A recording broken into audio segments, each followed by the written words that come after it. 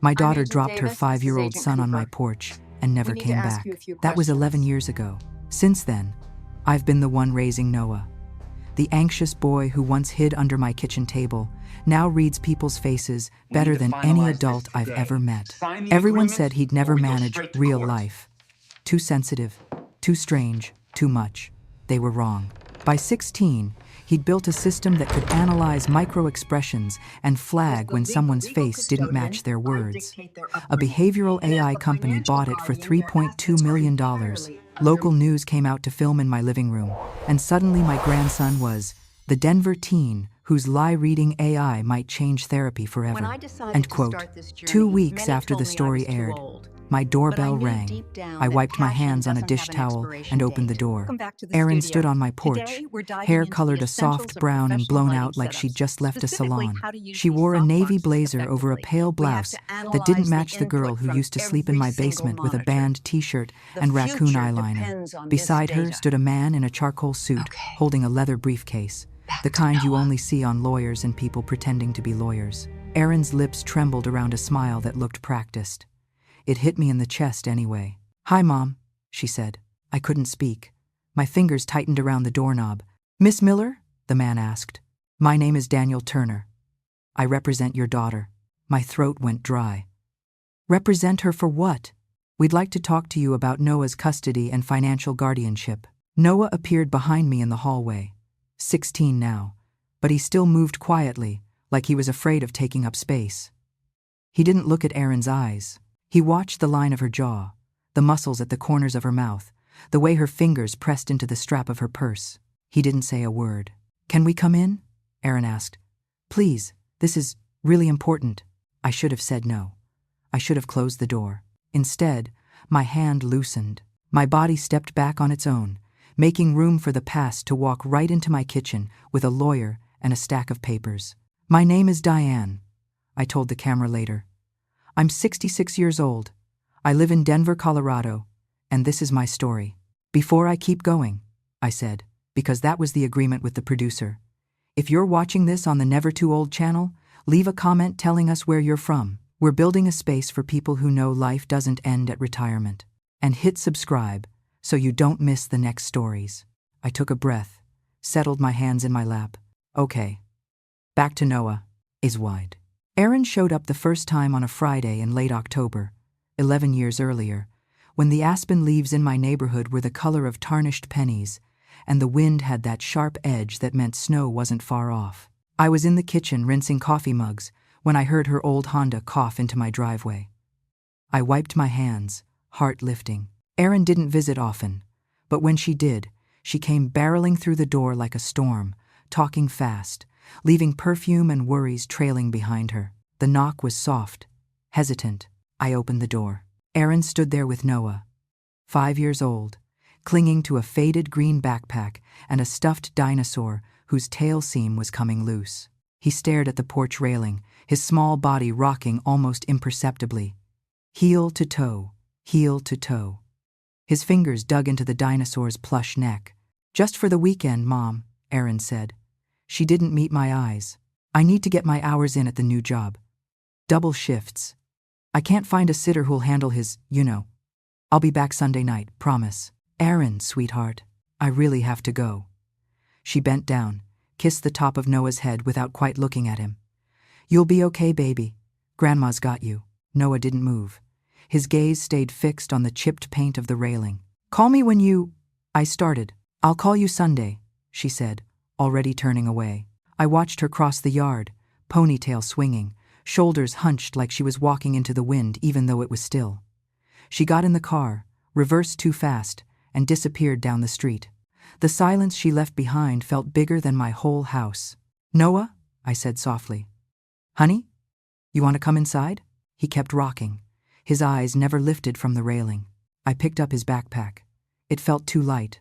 A weekend bag should have more weight to it, extra clothes, favorite toys, something that said, "I'll be back for him soon." This one just whispered, "temporary," without believing itself. I opened the door wider and waited. After a long minute, Noah walked past me into the house.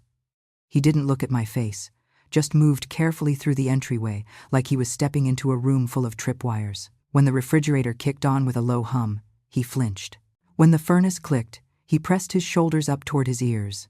I closed the door as quietly as I could. He vanished into the living room. When I followed, he tucked himself in the corner between the bookshelf and the far wall.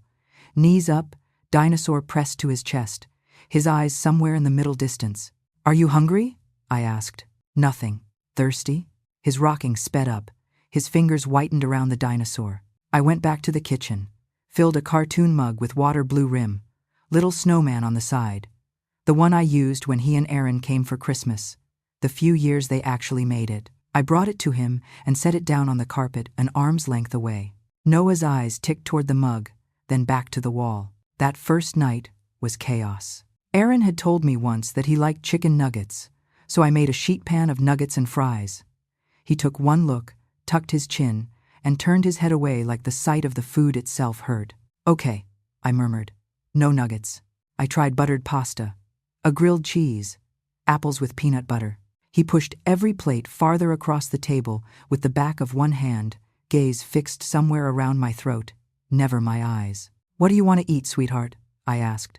He made a low sound in his throat, almost like humming, but I couldn't tell if it was comfort or distress. Finally, I opened a sleeve of saltines, set 5 in a row on a plate. He ate 3.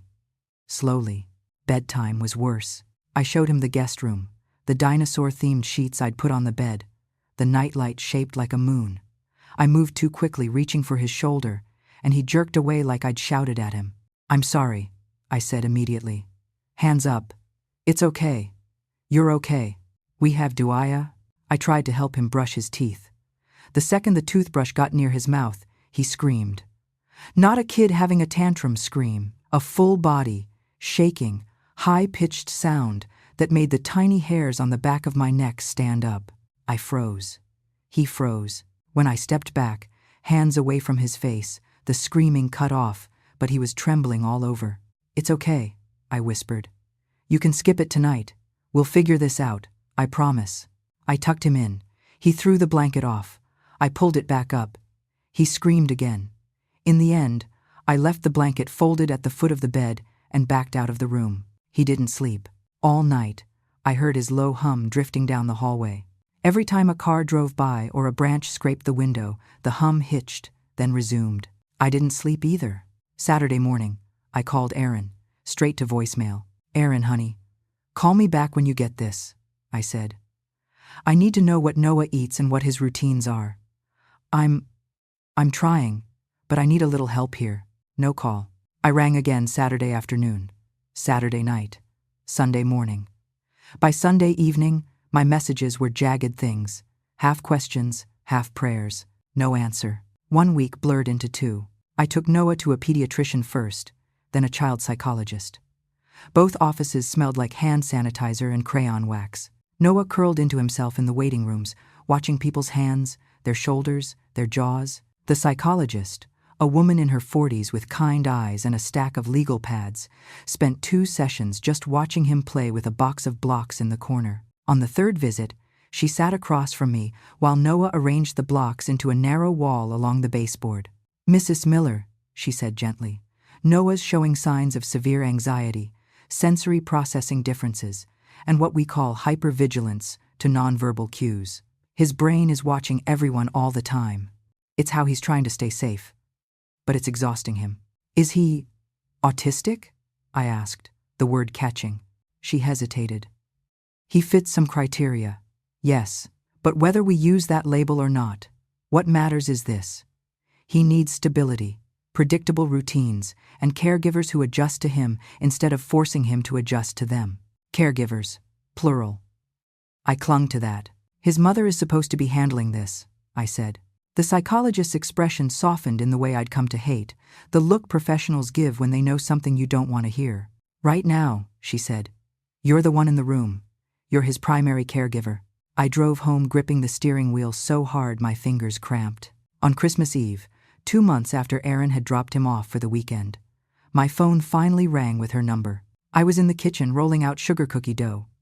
Noah sat at the table watching the muted TV, eyes flitting from one actor's face to another. "Erin?" I said, breathless, snatching the phone. Her voice was ragged. breath too fast, like she'd been crying or running. "Mom," she said, "I can't do this anymore." "Okay," I said quickly. "All right. Just tell me where you are, sweetheart. I'll help. We'll figure something out. Noah needs you. I need to know what—" "He's yours," she said. The words stopped me cold. "What?" "He's yours, Mom. I can't. I can't be what he needs. Please don't hate me. Just—" Her voice broke, the sound like a dropped plate. "He's better with you. Erin, don't hang up. Erin." The line went dead. I tried to call back, straight to voicemail. I tried again, and again. On the fifth attempt, the pleasant recorded voice told me the number I was trying to reach was no longer in service. The oven timer blared. I'd forgotten the cookies. Smoke curled up from the open door as I fumbled the tray out. The cookies were black. I turned off the oven, set the ruined tray on the stove, and slid down the cabinet until I was sitting on the linoleum. The phone lay heavy in my hand. Footsteps padded softly into the doorway. I looked up. Noah stood there, bare feet on cold tile, stuffed dinosaur dangling from his hand. He stared at me, not at my eyes, but at my mouth, my shoulders, the way my hands shook. He watched my face like it was a TV show he'd seen before, and was waiting for his favorite scene. He looked and looked. Then he crossed to the counter, picked up the blue snowman mug I'd used for him that first night, filled it carefully from the filtered tap, and brought it to me. He set it on the floor by my knee with a small click. I stared at the mug, then at him. He went back to the living room and sat on the rug in front of the TV, eyes on the muted faces flickering in the dark. I curled my hands around the warm ceramic and cried on my kitchen floor with a burnt cookie sheet smoking behind me and a little boy who wouldn't look me in the eye but had just given me the only comfort he knew how to offer. The years that followed blurred into routines and paperwork and small victories so quiet no one outside this house ever noticed them. I built our days like a metronome.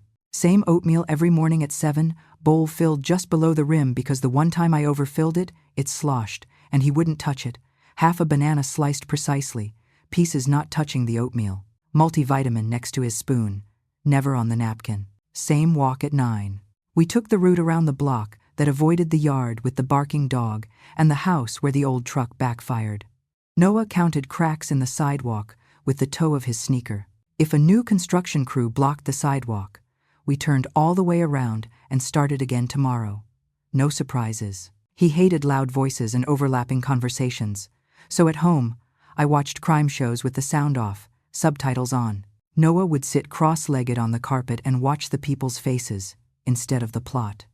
Head tilted, noting the way suspects swallowed, how detectives pressed their lips together before lying, how victims' shoulders sagged when they finally told the truth. I learned to move more slowly, to announce when I was going to touch him, to keep my own voice low and my expression steady. One afternoon when he was 8, we sat in the car outside Safeway while fat flakes of snow turned gray as they hit the windshield. He'd been unusually quiet, even for him. No humming, no tapping, just stillness. "Noah?"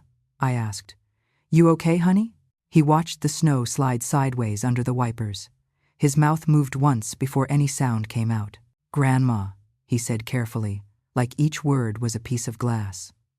Why did Mom smile when she said she'd be back? Not, why did she leave? Why did she smile? My hands tightened around the steering wheel. He was right, she had smiled in that doorway, voice bright and too quick as she promised she'd be back Sunday. The smile had looked wrong, even then. Too stretched. Eyes too wide. "Sometimes," I said slowly, "people smile when they're scared. They think if they look happy, no one will see what's really going on." He turned that over in his mind. You could almost see it the way his brows drew together, then relaxed. "Her face was scared," he said. "Not her mouth." I swallowed. "Yeah, sweetheart. I think you're right." He nodded once, a little jerk of his chin, like he was filing the answer in some invisible cabinet. That night, I caught him at my old laptop in the living room, playing the same 30 seconds of home video over and over. Erin in the driveway on his 3rd birthday, holding him under his armpits for the camera and saying, "Smile, buddy." Noah, smaller and chubbier, lifted his head and stared up at her. Noah hit pause, leaned closer. Inch by inch, he advanced the video frame by frame, eyes locked on Erin's face. In one notebook from the dollar store, he scribbled, eyes sad, mouth happy, jaw tight, then flipped to a page with me in it and wrote, eyes match. When I came in, he abruptly snapped the laptop shut, as if embarrassed. You can watch those, sweetheart, I said. They're yours. Wham. He shrugged one shoulder, eyes on my cheek instead of my gaze. At school, Noah's brain raced ahead of his body. He could read chapter books in first grade, did multiplication in his head long before they covered it in class, and corrected me once when I misread the scale on a recipe. But classrooms aren't built for kids who stare at mouths instead of eyes, who freeze when 3 people talk at once. By third grade, my voicemail was full of messages from teachers and the principal. Mrs. Miller, Principal Hayes said in one, her voice doing that calm, professional thing I recognized from my years working as an office manager at the high school. We need to talk about Noah's placement. They scheduled an IEP meeting for a Thursday afternoon.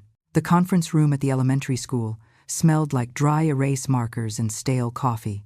Fluorescent lights buzzed overhead. Noah sat in the corner in a plastic chair, knees pulled to his chest, tracing a line on the carpet with his shoe. Around the table, Principal Hayes, his teacher, Mrs. Franklin, the school psychologist, and a special education coordinator with a binder thicker than my wrist. Thank you for coming, Miss Miller, the principal said.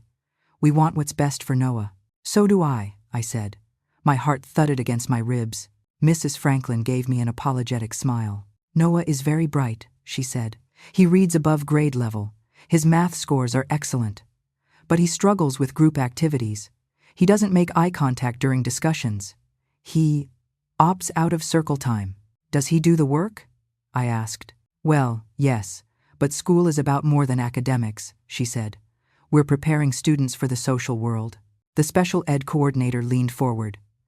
We have a specialized behavior classroom that might be a more appropriate setting. Smaller, calmer. Students with similar challenges. Students who've been set aside, I said quietly. No one's talking about setting him aside, Principal Hayes said. We're talking about a less stressful environment. For everyone.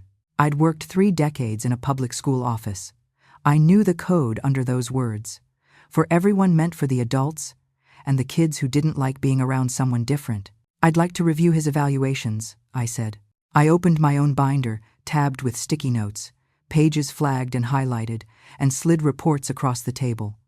The psychologist's assessment that said Noah was anxious but cognitively advanced. Dr. Patel's therapy notes describing his progress. Test results showing he was 2 grade levels ahead in reading and math. Federal law says he has a right to be in the least restrictive environment appropriate, I said. My voice trembled, but I kept going. That doesn't mean you get to take him out of a regular classroom because his way of being makes you uncomfortable. The room went quiet. The school psychologist cleared her throat. No one is uncomfortable, Miss Miller. We're just concerned about his social development. Then support it in the classroom, I said. Offer noise-canceling headphones and music. Give him a quieter place to eat lunch. Don't yank him out of the mainstream because it's easier on the adults. Is way down. Noah watched us all from his corner, eyes moving from face to face like he was tracking a tennis match in slow motion. When we left the building, he walked beside me across the parking lot, holding his dinosaur by the tail. You were mad, he said. A little, I admitted. Your cheeks got red and your mouth went flat when the principal said, for his own good, he said. But your eyes stayed soft. That means you were mad at them, not at me. I stopped in the middle of the sidewalk. You're right, honey. I was mad at them. Never you. He nodded, satisfied. I believed you, he said, because your face matched. It's not way. That night, I spread all the notes from the meeting across my kitchen table and started organizing them into a 3-ring binder. School, medical, therapy, legal. It felt like building a wall out of paper. Noah wandered in, drawn by the rustle. What are you doing, Grandma? He asked. Making sure the school can't pretend they said something they didn't, I said. He came closer, the overhead light catching the faint smudge on his cheek from where he'd leaned against the car window. He studied my piles, then reached out and moved a stack. These should be in date order, he said, and the ones where they promised things should be together. It's easier to see when they change. I modded free. He sorted an entire year of notes in 10 minutes, grouping them in ways that made patterns I hadn't seen stand out sharp as neon. I watched his hands move, quick and sure. He wasn't just reading what was on the page, he was reading the story between the lines. The notebooks multiplied. At first, he filled them with lists. TV shows he liked, foods he tolerated, routes that felt safe. Then they became something else. I'd walk into the living room and find him with my laptop balanced on his knees, watching clips of politicians giving speeches, talk show hosts laughing with guests, YouTubers crying through apology videos. He'd play a few seconds, pause, and squint. Then he'd write, "Real smile. Fake sorry. Scared." He started asking me to save things, doorbell camera footage when packages arrived, recordings of my Zoom calls, even voicemail messages I was about to delete. "Why do you want this stuff, kiddo?" Dr. Patel asked once in session, pointing at the tiny USB drive Noah kept on the table like a worry stone. "I need reference," he said, "so I can check if people mean what they say. It helps him feel safer," Dr. Patel explained to me later in the hallway.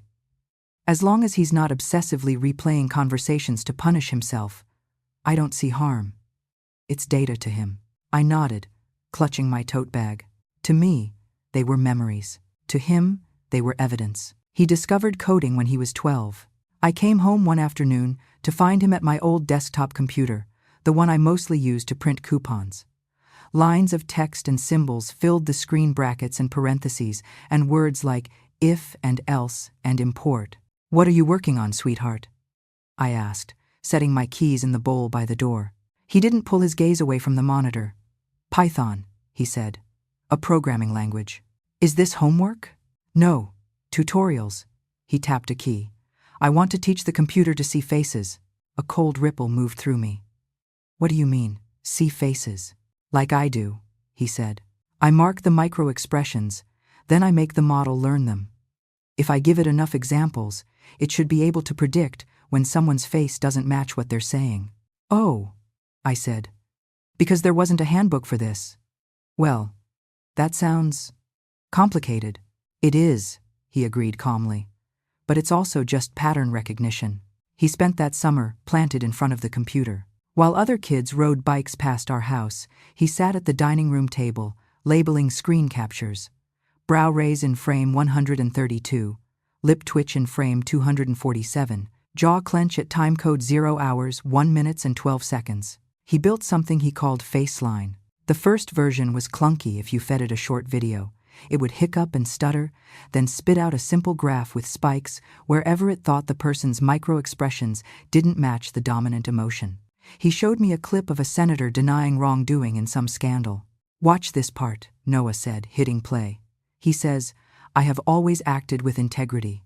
On the graph, a spike shot up right as the senator said the word always. "That's fear," Noah said matter-of-factly.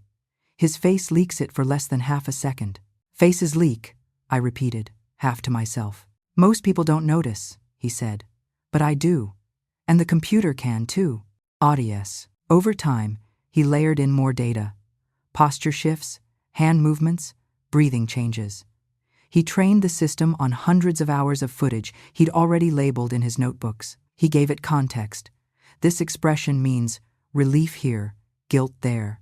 By 16, FaceLine had evolved into a full-blown analysis engine. It ingested video therapy sessions, video calls, interviews, and produced timelines with color-coded spikes for contempt, fear, joy, and mismatch between what someone said and what their body betrayed. He submitted a paper on it to a regional youth research fair. A small behavioral AI firm that worked with telehealth platforms saw his presentation online and asked for a Zoom meeting. They sat on our laptop screen one afternoon, 3 adults in business casual button-downs, their backgrounds full of potted plants and fake bookshelves.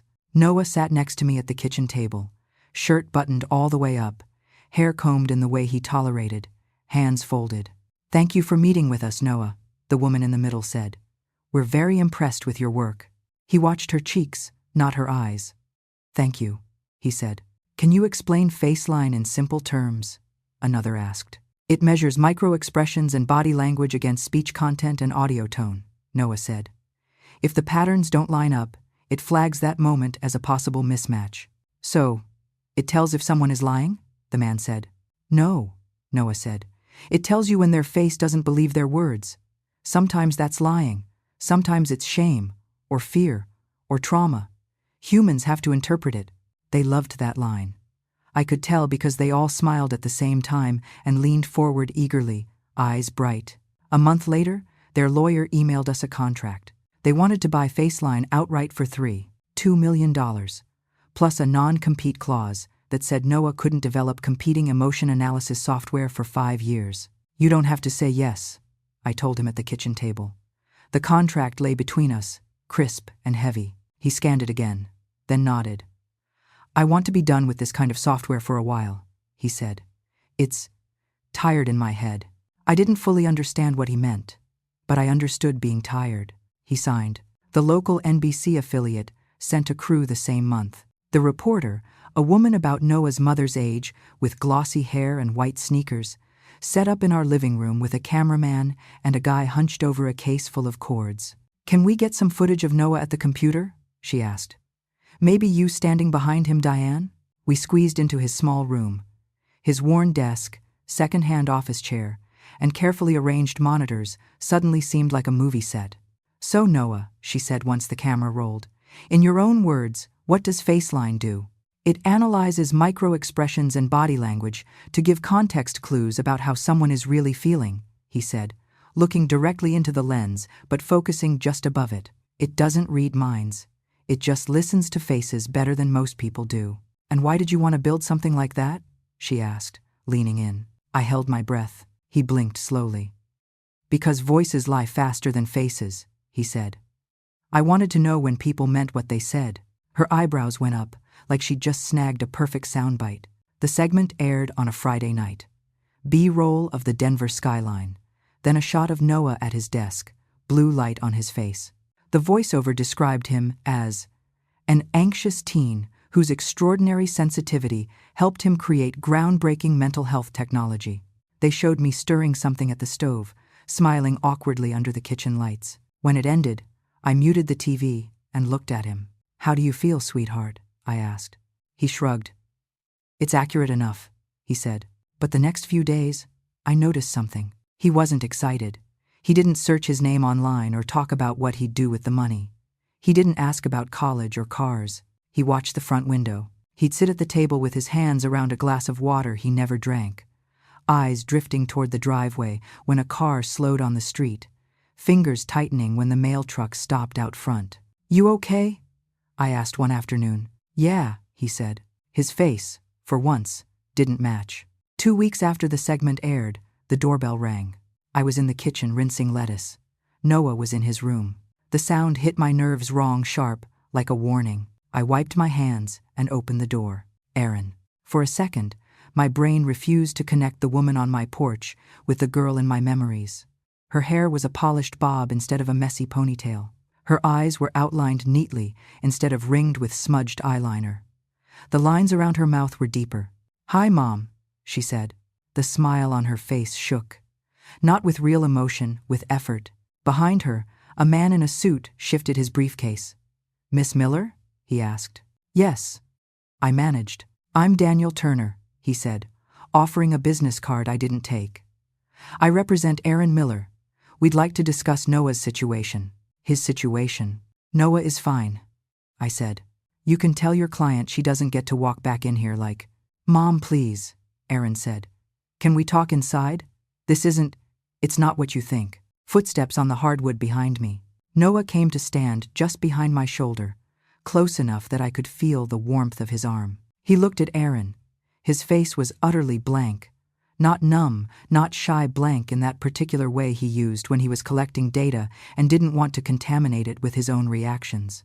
Hey, baby, Erin said, her voice cracking just the right amount. You got so tall. Noah said nothing. Come in, he said after a beat. The words startled me. I turned to look at him. His eyes didn't move from Erin's mouth. My legs carried me backward of their own accord. Erin and Mr. Turner stepped into my living room, their shoes too clean for my scuffed hardwood floor. We sat at the kitchen table where Noah and I ate dinner every night. Erin folded her hands in front of her. Mr. Turner opened his briefcase and took out a neat stack of folders, a tablet, and an external hard drive. Mrs. Miller, he said. My client is Noah's biological mother. She has never legally relinquished her parental rights. She's here to petition for shared custody and financial guardianship until Noah turns 18. What? I stared at Erin. You left him here, Erin. You vanished. I called you. I was sick, she said quickly, eyes glistening but not quite spilling over. I was in a bad place, Mom. I went to rehab, twice. I didn't want to drag him through that. I thought he was better off with you until I got myself together. You called me once on Christmas Eve and said, "He's yours," I said. Then your phone was disconnected. I was ashamed, she said. I knew you hated me. I thought, if I showed up too soon, you'd slam the door in my face. My cheeks burned. My fingers dug into my knees under the table. Mr. Turner slid a folder toward me. We have documentation of Erin's efforts to remain involved in Noah's life, he said smoothly. Screenshots of video calls, photos of hospital visits, school events, clips of Erin attending his concerts, bringing gifts on holidays. He tapped the tablet. On the screen, I saw a paused video. Erin in a hospital room, sitting on the edge of a bed with a small boy in her lap, oxygen monitor clipped to his finger. My stomach swooped. She hit play. This is when he had his tonsils out, she said softly. On screen, the boy whimpered. Erin smoothed his hair. Mommy's here, she murmured to the camera. I'm not going anywhere. The date stamp in the corner read a year after she dropped him off with me. Another video. Erin in a school gym decorated with paper snowflakes, sitting on a metal folding chair, a boy in a button-down shirt next to her. A banner in the background read, Westridge Middle. Another. Erin pushing a boy on a swing in a park, leaves bright yellow. The boy laughed, head thrown back. My heart pounded in my ears. I never saw you at a single concert, I said, voice thin. You wouldn't let me, she said. You told the school I was dangerous. I sat in the back. I didn't want to cause drama in front of him. That's not. Miss Miller, Mr. Turner cut in. We're not here to accuse you of wrongdoing. Erin is grateful for everything you've done. We're just asking the court to acknowledge her rights as Noah's mother, particularly now that he has substantial assets that require management. $3.2 million. Management. We will be filing our petition this week, he said. But we wanted to give you the courtesy of hearing it directly from us. Noah sat silently beside me, hands folded on the table, eyes moving between Erin and the lawyer. I looked at him, desperate. What do we do, sweetheart? He didn't answer. His gaze dropped to Erin's throat, where her pulse fluttered under her skin. We get our own lawyer, he said finally. And we let her talk. Finding a lawyer wasn't as hard as trusting one. I chose Rebecca Collins, a family law attorney a friend from my old school connected me with. She had silver streaks in her hair and kind lines around her eyes. She came to my house because I couldn't imagine sitting in some downtown office while strangers passed judgment on my life with Noah. I stacked everything I had on the kitchen table. Report cards, therapy invoices, medical records, emails from teachers, IEPs, copies of every form where my name was listed under guardian and the space for father or mother was blank or crossed out. Collins flipped through Erin's photos and videos first. Then she went through my binders. After an hour, she sat back and laced her fingers together. Miss Miller, she said carefully. Erin's materials look credible. On their face. They're lies, I said. She wasn't there. Not once. Those videos could be edited, Collins said, but the burden will be on us to prove that. On the other side, she has visual evidence and a compelling story about trying to stay involved while battling addiction. Judges hear that narrative a lot. What about the fact that she left him here and never came back? I demanded. Isn't that abandonment? Did you ever file for formal guardianship? She asked. I didn't think I needed to, I said. She said he was mine. The doctors called me his primary caregiver. The school recognized you informally, Collins said gently, but there's no court order transferring custody. On paper, Erin's still Noah's legal parent. I felt like the floor dropped out from under my chair. So she can just waltz in here after 11 years and she can petition, Collins said. The court will decide. I'll be honest with you. If we can't undermine the credibility of her evidence, a judge may well grant her some form of guardianship, especially over his finances. I looked at Noah. He sat still, gaze on the table, jaw tight. Doctor, Patel had taught me long ago that tightness meant he was holding everything in with both hands. "Do you understand what's happening, honey?" I asked. "Yes," he said softly. "Are you scared?" He thought about that. No, I almost got angry at him for that. My own fear was like static under my skin. Collins outlined the process: discovery, depositions, hearing. It all sounded like a foreign language. After she left, I sat alone at the table. Papers blurred in front of me. The house was too quiet. "We're going to lose you," I whispered. To no one. "No," Noah said from the doorway. I jumped. I hadn't heard him come in. He walked to his room and closed the door. I wanted him to come back and tell me it would all be okay, to throw his arms around me like in those sappy commercials. But Noah didn't operate in commercials. He retreated to where the data lived. I cried into my hands until my chest hurt. Erin's deposition was held in Mr. Turner's office downtown, a glass and chrome conference room that smelled faintly of coffee and toner. I sat at the far end of the table with Collins, palms sweating against a styrofoam cup of water. Erin took the witness chair. Her hair fell in soft waves around her face. Her sweater was a gentle gray that made her look, infuriatingly, like every wholesome mother on a cereal box. When she looked at the court reporter, her eyes shimmered with barely contained tears. Turner asked the questions. "Miss Miller, can you describe your involvement in Noah's life over the past 11 years? I tried," she said. "I was struggling with substance abuse. I went to rehab. Twice. I didn't want to expose Noah to that chaos, so I agreed he'd stay with my mom while I got clean. But I never stopped being his mother. I came to see him whenever I could." "How often?" Turner asked. "Once a month, sometimes more," she said. "I'd sit in the back at school concerts so I wouldn't stress him out. I visited him at the hospital when he was sick. I brought gifts on holidays. I sent what money I could." She cited dates: December this, April that. She remembered exact dollar amounts she claimed she'd mailed. Turner put up printouts of the same videos and photos he'd shown me at my table, and Erin narrated them, voice-catching at all the right moments. "I just wanted to be there without making things harder for him," she said. I thought Mom understood that." Collins leaned over to me during a break. "She's good," she whispered. "Too good." "She's lying," I hissed. "I know," Collins said. "But without proof, the court can't tell the difference between a good liar and a sad truth-teller."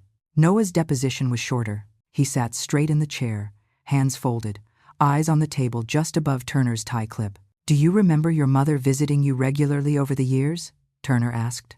"I remember her before I came to live with Grandma," Noah said. "I don't recall visits after. Do you remember phone calls from her over the years?" He frowned slightly. "I'd have to check records." Turner smiled like a man who'd just been handed a free point. He thought Noah's memory was Swiss cheese. It wasn't. Collins asked her questions about me. "Who's your primary caregiver, Noah?" "Grandma." "Do you want to continue living with her?" "Yes." "18. Do you want your mother to control your money until you're 18? "No." His answers were short and completely true, but they felt small next to Erin's detailed, weepy narrative. On the drive home, Collins said quietly, "He did well, but judges are human. Compelling stories and visuals stick. We need something more than, 'He doesn't remember her.'" That night, sleep wouldn't come. I lay in bed listening to cars on the wet street, to the distant hum of the fridge turning on, to my own heartbeat. Around 3 a.m, I noticed light under Noah's door. I pushed it open gently. He sat at his desk, shoulders hunched, 3 monitors casting pale light on his face. On one, videos of Erin flickered. On another, code crawled. On the third, graphs of colored lines spiked and dipped. "Noah," I said softly, "it's 3 a.m. Court is tomorrow. You need rest." "I know," he said, fingers still moving over the keyboard. "What are you doing?" He paused. "Running FaceLine," he said, "and checking references." "I don't know how to fight this," I burst out. The fear finally overflowed. She has videos, pictures, some big story, and all I have is cereal bowls and bus schedules and tuition receipts. "I can't lose you, honey. I can't." He stopped typing. Without turning, he said, "Tomorrow, you just tell the truth, Grandma." "The truth isn't enough," I said. My voice broke. "She has proof. Even if it's fake, it looks real." "Tell the truth," he repeated. I almost yelled at him then, something sharp and ugly about how his calmness felt like not caring. But then, he clicked to a screen filled with rows of numbers and tiny thumbnails, and I remembered, this was his battlefield, not mine. I went back to bed and lay in the dark, staring at the ceiling until dawn. He stayed at his desk. The quiet clack of keys went on for hours. Morning came whether I was ready or not. I made toast neither of us ate. Noah came out of his room, showered and dressed in the only dress shirt he owned, a pale blue one we'd bought for the news interview. His hair fell onto his forehead in a way he'd decided was acceptable for public. "You ready, sweetheart?" I asked, my voice thin. "Yes," he said. He sounded like he was getting on a bus, not walking into a courtroom that could change both our lives. We drove downtown in silence. The courthouse rose up out of the gray sky like a stack of white boxes. My hands shook so badly on the steering wheel, I had to take a few breaths before I could get the key out of the ignition. Collins met us on the steps. "Remember," she said, "stay calm. I'll do most of the talking." "Noah, only answer exactly what you're asked, okay? No volunteering extra information unless I ask for it." He nodded. The courtroom itself was smaller than I'd imagined from TV, just a rectangle of wood paneling, worn benches, and fluorescent lights. The judge, a man in his 50s with tired eyes and a salt and pepper beard, took his seat at the bench. Erin sat at the front table with Mr. Turner. She wore a soft pink blouse and a delicate necklace, hair neatly tucked behind one ear. She looked like a PTA mom waiting for a bake sale to start, not someone trying to rip her son's life apart for money. We sat at the other table, Collins on the aisle, me next to her, Noah on my other side. "All rise," the bailiff called. "Be seated," the judge said. "We're here on the matter of guardianship and custody regarding minor Noah Miller." Turner went first. He laid out their case with smooth, practiced sentences. Erin as a mother in recovery, bravely facing her past. Erin as the victim of a rigid grandmother who shut her out. Erin as the loving parent who'd stayed in the shadows for Noah's sake. He presented the videos and photos as exhibits. The judge watched them on a screen mounted high on the wall. Erin in the hospital, Erin in the school gym, Erin pushing a small boy on a swing, Erin wiping tears from her cheek while a child laughed in the background. If I hadn't known better, I might have believed them myself. Then Collins presented our side. My documentation, my years of care, the letters from teachers, the records from therapists and doctors. The judge looked sympathetic, moved, even. But his questions landed on the same point. "There's no formal guardianship order?" he asked. "No, Your Honor," Collins said. "Miss Miller took over in an emergency, and Erin never reappeared to contest that until now." "So, on paper," the judge said, "Erin remained Noah's legal parent." Collins nodded, jaw tight. "Yes, Your Honor, but we maintain that she abandoned him." "Abandonment is a serious claim," the judge said. "It requires proof." My pulse throbbed in my ears. Erin took the stand. She told her story again, this time with more detail, more trembling pauses. How scared she'd been, how guilty, how hard she'd worked to get sober, how many times she'd driven to my house and I'd refused to let her in, how she'd sat in her car watching Noah play in the yard, too ashamed to walk up. "Why come forward now?" the judge asked. "I saw the story about his software," she said, tears tracking down her cheeks. "I saw how stressed he looked on camera, how tired. I thought, my baby is out there alone, with all that pressure and money, and I'm still hiding. I don't want to take him away from my mother. I just want to be part of his life again and help him manage all of this. It's ACTA." She gestured vaguely, as if the $3.2 million were an unfortunate side effect of his stress. The judge looked thoughtful. Turner looked smug. My heart sank. Collins presented me next. I answered questions about Noah's routines, his doctors, his schooling. I talked about the Christmas Eve phone call when Erin said, "He's yours." I talked about the years of silence afterward. "And you never filed for formal guardianship?" the judge asked. "No, Your Honor," I said. I thought the fact that she vanished was enough."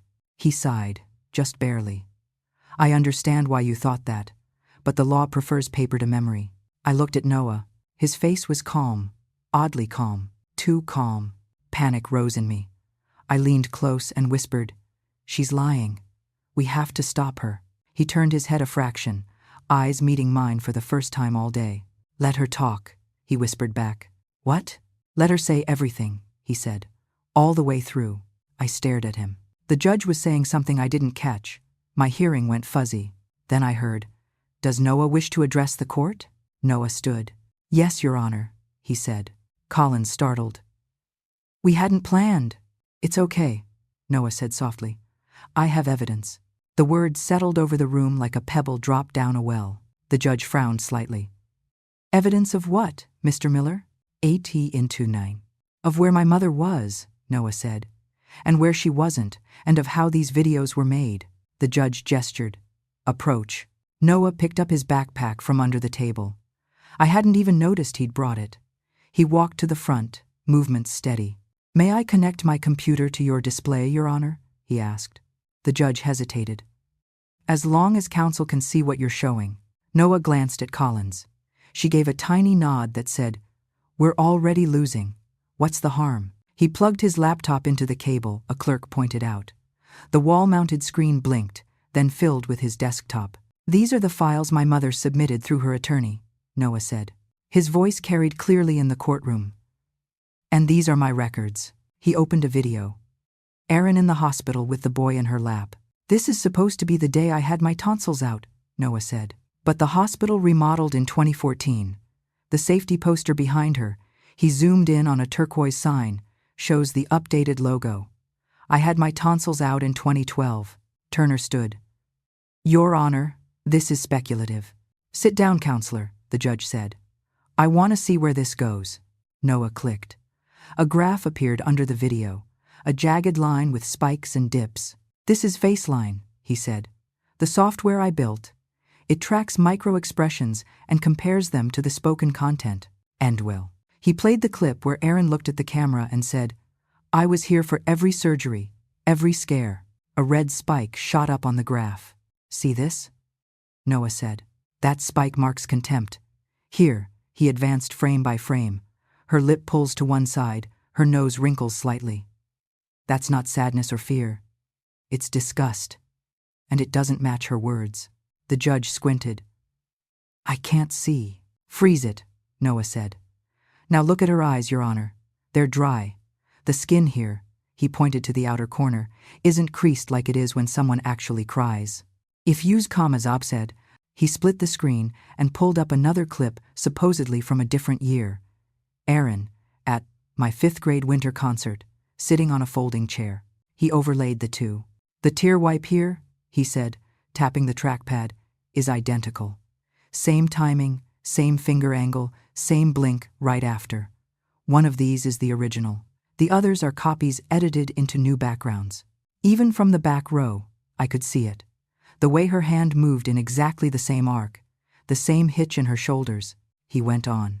"This banner in the gym," he said, zooming in on Westridge Middle's logo, fanned out behind Erin's head. "The school didn't change its logo to this design until 3 years ago, when I was in high school. But this video is labeled Noah, 5th grade. He pulled up my Google Calendar from that date, showing an all-day event.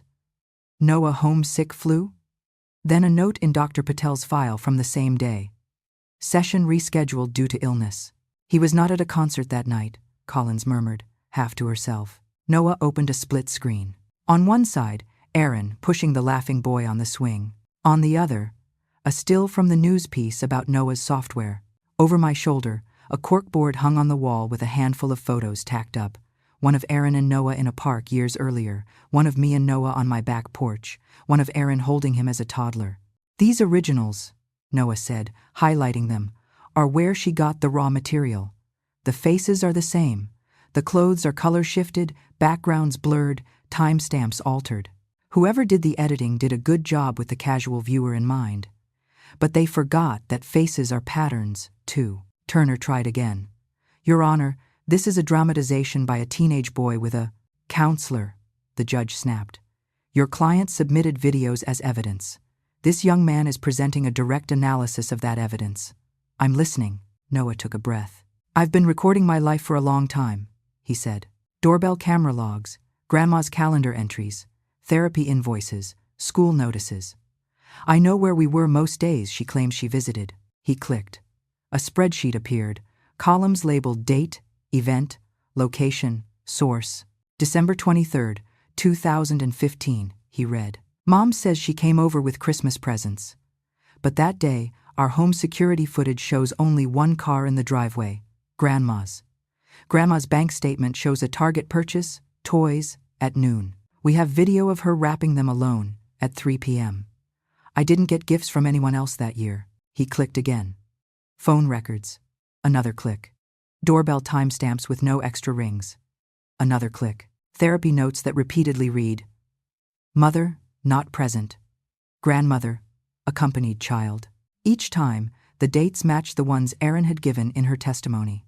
Each time, her presence was a ghost. Finally, he opened a last screen, an email from the behavioral AI firm that bought FaceLine, dated months before Erin's petition and well before she'd submitted her videos to the court.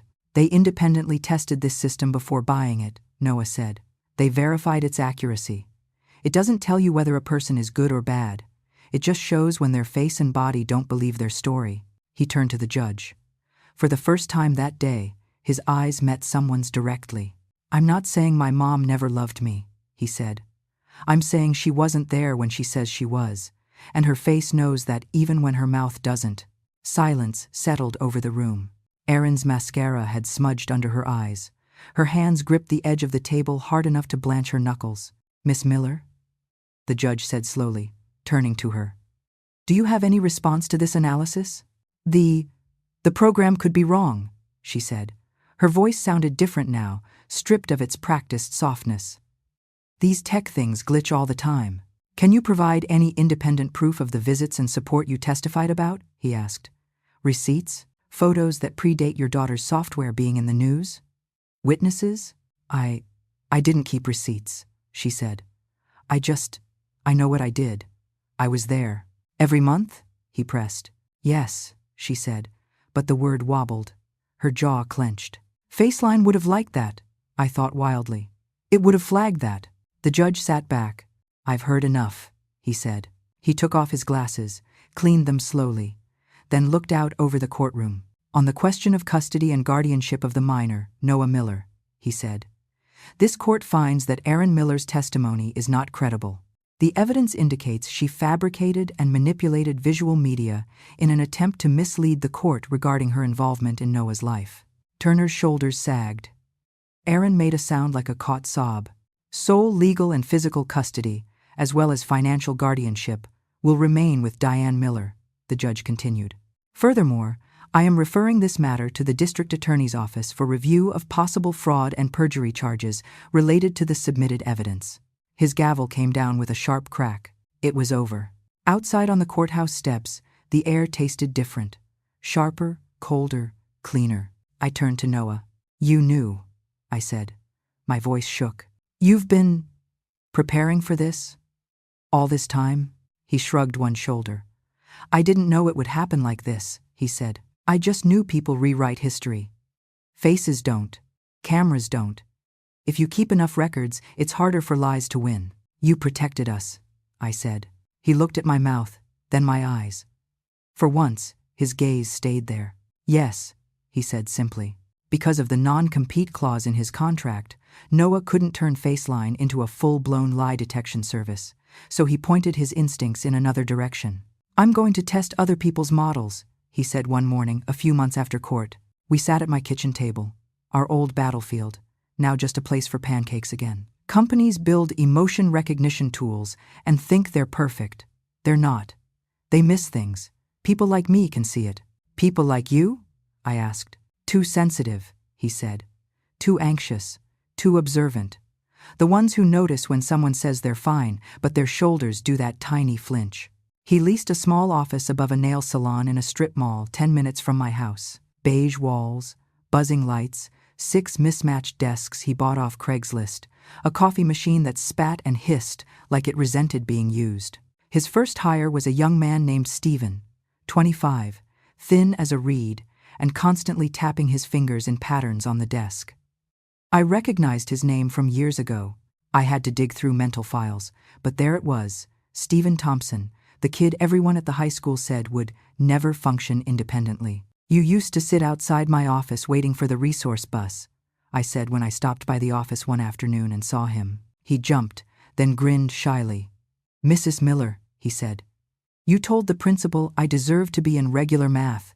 He said I'd never pass. You said, watch him. I remembered the day. The fluorescent lights, the smell of dry erase markers, the principal's tight smile. Did you pass? I asked. A-, Stephen said proudly. Now, Noah lets me tell the computers where they're wrong. His voice cracked. Feels good. More hires followed. Lily, who had panic attacks in crowded hallways. Marcus, who never looked up from his sketchbook in class. Kids' teachers had told me, years ago, would never navigate the real world. Noah sat them in front of screens and asked them to do what they'd always done. Watch. Notice. Feel where the software was off, and explain why. I visited once during work hours. The office was quiet, no music, no chatter, just the faint clicking of keys and the hum of the cheap air conditioner. Everyone wore headphones. Every so often, someone would pause a video and jot a note. Mislabeled sadness, missed fear spike, neutral face, panicked hands. Stephen looked up and saw me. Mrs. Miller, he said, taking off his headphones. He says the stuff you did for us back then is why he knew we weren't broken. Just different. I blinked fast and pretended I needed to check my phone. The DA's office did take the judge's referral seriously. Erin didn't go to prison, but she didn't walk away, either. She pled guilty to misdemeanor fraud in exchange for probation and 500 hours of community service at a local youth counseling center. She didn't know I knew where. I found out by accident. I was dropping off donated journals and art supplies for one of Noah's emotion education workshops at the center when I saw her through the big front window. She sat in a circle of plastic chairs with 3 teenagers. No makeup, hair pulled back in a simple ponytail. She looked older, smaller. The years she'd skipped with Noah seemed to have settled on her shoulders all at once. A girl with a nose ring was talking, voice raw. And my mom said she loved me, but her face was like, "You're too much." So I left. And she acted surprised, like she didn't make that happen. Erin's hands clenched in her lap, her face cracked. Whatever careful control she used to have over her expressions was gone. I saw regret, shame, something like understanding. The program director came up behind me and said, not knowing who I was, "That volunteer? She picks extra shifts. Shows up even when she doesn't have to. Says she's trying to learn what she missed the first time around." "I see," I said. Erin looked up then and saw me through the glass. Our eyes met. She opened her mouth like she might stand. I stepped back, heart pounding. Some things, I decided, didn't need to be said out loud. Not yet. Maybe not ever. I left without going in. One Tuesday evening months later, I brought dinner to Noah's apartment like I did every week. The building was a brick box near his office, a second-floor walk-up with peeling paint on the stair rail. Inside, it was neat. Couch, coffee table, small table by the window, desk with monitors. The same blue snowman mug, chipped, now sat by the sink. "I made baked ziti," I said, setting the casserole down. "Thank you," he said, standing to get plates. We ate at the little table. Outside, the light faded to Colorado twilight, that clear blue that makes the mountains look like cardboard cutouts in the distance. We didn't talk much. We never needed to. The clink of forks and the soft whoosh of cars passing downstairs filled the silence. Halfway through, he set his fork down and looked at my hands, then my face. "You know I see it, right?" he said. "See what, honey?" "All the times you could have said no," he said. "The calls you didn't take, the trips you didn't go on, the ways you shrank your life so I could have one that made sense." I swallowed hard. "That's what grandmas do," I said, aiming for lightness and missing. "You could have said I was too much," he said. "Like she did. You could have given me to someone else. Or a place. Dr. P said the school suggested that once. They did," I said quietly. "And I told them absolutely not." He nodded slowly. "My system," he said, gesturing vaguely toward his computers. "It picks up when people's faces don't match their words. You know that?" "I do," I said. "I ran it on you," he added, like he was confessing to cheating at a board game.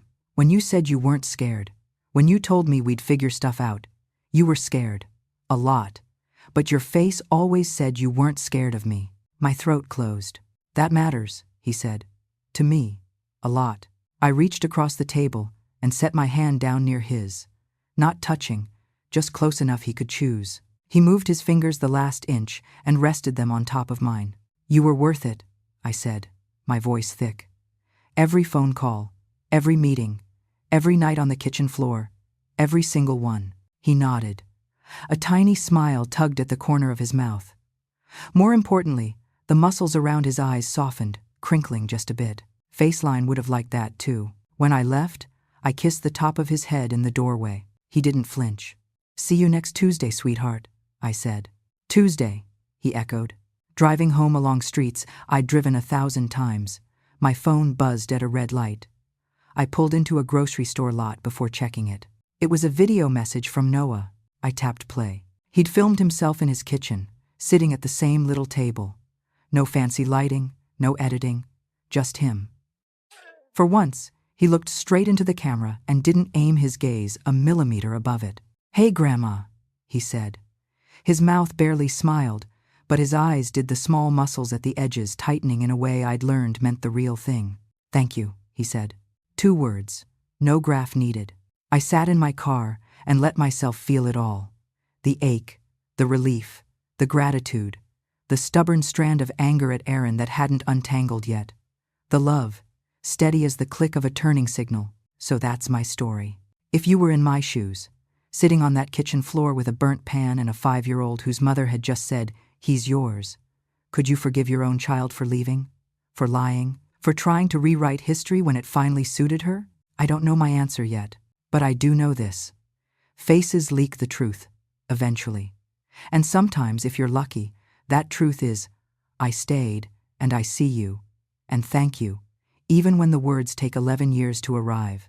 Tell me what you think in the comments. And if you've made it this far, don't forget to subscribe. You told my English teacher I wasn't broken, he said. Just wired differently. You told her to let me read during group work instead of forcing me to talk. Oh, I said. I do remember that. He glanced toward Chloe's office. She says the same kind of stuff, he said. About patterns. About using what we're good at instead of pretending to be someone else. His eyes were bright. I never thought I'd have a job where that mattered, he said. I didn't trust myself to speak, so I just nodded. Chloe moved into a small apartment 15 minutes from my house when she was 17. It's time, she said. I can do my own groceries, and my own laundry, mostly. I helped her pick out a couch that didn't squeak when you sat on it, and a set of dishes from Target that didn't clang too loud. On Tuesday nights, I still brought dinner. Same thing every week. Roasted chicken, green beans, mashed potatoes. The way she liked it. Her old voice recorder sat on the counter next to the microwave, its buttons worn nearly white with use. One chilly November evening, I was rinsing plates in her tiny sink when she said, "Grandma." I shut off the water. She was at the table, fingers tapping lightly on the wood, eyes on her hands. "I know what you gave up," she said. I sat back down. "Oh?" I said, trying to sound light. "What's that?" "Friends," she said. "Trips. Quiet." I opened my mouth to protest. She held up a hand. "I heard your phone calls," she said. "When you told people you couldn't come to Chicago because I couldn't handle the train. When you turned down the library reunion because I was in crisis. When you told Aunt Linda you couldn't come stay with her after her surgery because the hospital sounds would make me melt down." I remembered all of those. I hadn't realized she'd been listening through bedroom doors, headphones off. "I know you didn't have to do that," she said. "You could have put me in a program, or let the state take me, or called Mom and told her to come get me." Her voice didn't shake. "You didn't," she said. "You chose me. Every day. Even when I had nothing nice to say back. Even when I just rocked and screamed and categorized your voice." I swallowed hard. "You're my granddaughter," I said. There was never a question. "There was," she said. "You just answered it the same way every time." She looked up at me then. Really looked. Her gaze met mine and stayed. "It mattered," she said quietly. "That was all. It mattered." I reached out, stopped just short of putting my hand over hers, and waited. She slid her fingers the last inch to touch mine. It was a small contact. Warm, real. "You were worth it," I said. She nodded once. I know that now, she said. Later, driving home through the early winter dark, the radio on low, the wipers squeaking over the windshield, my phone buzzed in the cup holder. Voicemail. No one leaves voicemails anymore, I thought. Unless they're over 40, or they have something to say that's too big to text. I pressed play. Hey, Grandma, Chloe's voice said. No tremor. No mismatch. Just warmth threaded through the syllables. I just wanted to say thank you, she said. For staying. For listening when it was hard. For letting me hear the truth, even when it hurt. There was a small exhale. Okay, that's all, she said. You don't have to call back. I just wanted this one on record. The message ended. I laughed through my tears. Alone in my sedan on I-90, the Cleveland skyline, a jagged line of light in the distance. Of all the files, in all the systems, in all the servers in the world, that 30-second voicemail was the most truthful one I'd ever heard. So that's my story. I'm Helen. I'm 64. My daughter tried to rewrite history with fake audio. My granddaughter stopped her with the very thing that almost broke her. Her ears. If you were me, could you forgive your own child for walking away and then trying to lie her way back in? I don't know my answer yet, but I know this. When Chloe said thank you, and her voice matched her words perfectly, that was enough for me. For now,